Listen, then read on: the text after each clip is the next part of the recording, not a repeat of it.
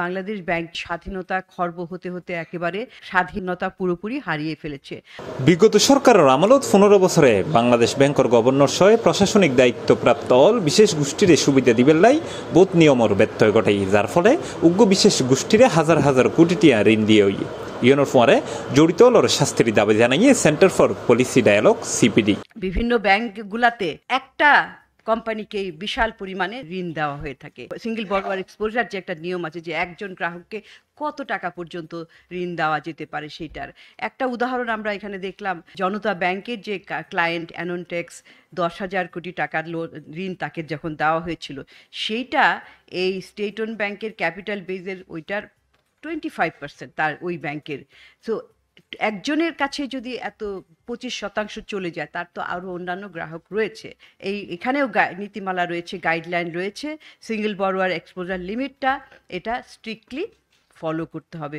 তারপরে ব্যাংকের লাইসেন্সগুলি যেগুলি দেওয়া হয়েছে সেগুলি কিন্তু সেটার কোনো বিচার বিবেচনা প্রয়োজন কি এবং কারা এগুলো নিচ্ছে সেগুলো বিবেচনা না করে আসলে এই যে আমরা বলছি যে একটা শ্রেণী তৈরি করা, যেটাকে ক্রুনি ক্যাপিটালিস্ট বলা হয়, এই শ্রেণী সুবিধাভোগী শ্রেণী স্বার্থান্বেষী একটা গোষ্ঠী তৈরি করার জন্যই কিন্তু ব্যাংক লাইসেন্সগুলি দেওয়া হয়েছে এতদিন পর্যন্ত।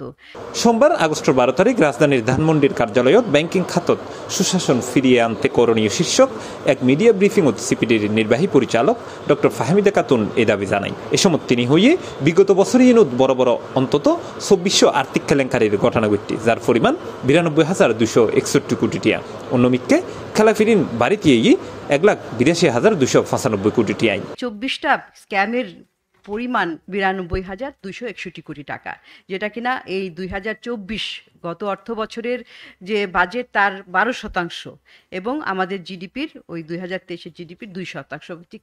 জালিয়াতির মাধ্যমে অর্থ নিচ্ছে সে তো না, এটা এখানে অনেক ধরনের ব্যাংকের ভিতরের পরিচালনা পরিষদ, ব্যাংকের ম্যানেজমেন্ট সবাই কিন্তু একসাথে কাজ করে থাকে, তা না হলে তো এত বড় স্ক্যামগুলি হয়ে থাকে না। সেটারও কিন্তু পুঙ্খানুপুঙ্খ আসলে এগুলোর তদন্ত করা প্রয়োজন। এছাড়া ব্যাংকাত স্বচ্ছতা আইন সংবাদ সম্মেলনত সুনির্দিষ্ট সময় উপযোগী স্বচ্ছ নিরপেক্ষ অন্তর্ভুক্তিমূলক ও স্বাধীন ব্যাংকিং কমিশন গঠনের সুপারিশ করছি সিপিডি। সমস্যাগুলি হচ্ছে, এই সমস্যাগুলির কারণে কিন্তু এত ধরনের স্ক্যামও হচ্ছে। শুধুমাত্র তো উইলফুল ডিফল্টার না, অনেক ভুয়া কাগজপত্র দিয়ে কিন্তু ঋণও বের করে নিচ্ছে এবং সেগুলো আসলে দুর্নীতির মতোই।